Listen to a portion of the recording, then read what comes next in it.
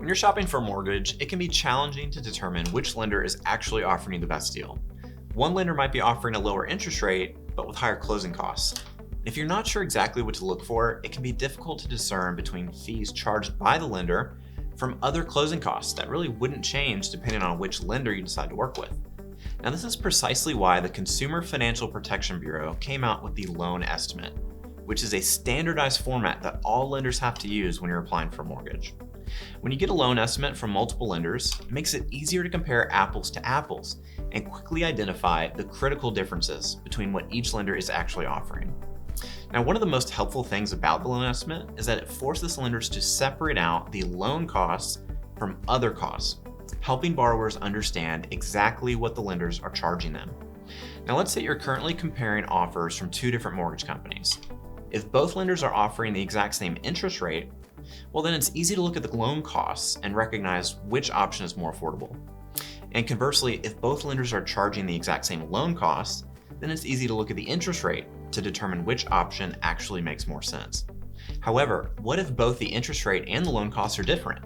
How do you decide which lender is offering you a better deal when one has a lower interest rate but higher closing costs? One of the most important numbers to look for is APR, or annual percentage rate, which is found on page 3 of the loan estimate. Now, APR is a financial metric used to express the total cost over the loan term as an annualized rate.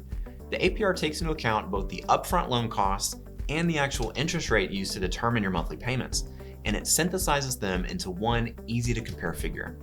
However, the APR is only a perfect reflection of which option is more affordable when you actually keep your loan in place for the entire term.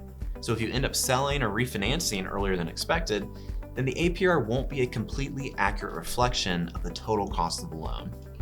For example, if you pay a large amount up front in exchange for a lower interest rate, you can run a break-even analysis to determine how long you need to keep that loan in place for the monthly savings to start exceeding the extra amount you paid at closing.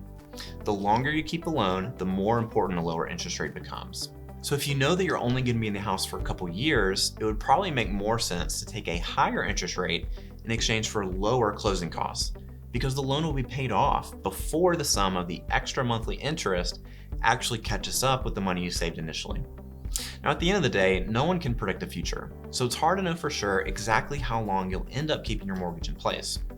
The decision of which loan option to go with should be both informed and intentional, taking the APR into account, but really made in the context of the likely lifespan of the mortgage itself. If you have any more questions about APR or anything else real estate related, then call or email us today and we'll connect you with one of our top agents. Thanks so much for tuning in, and we'll see you next week.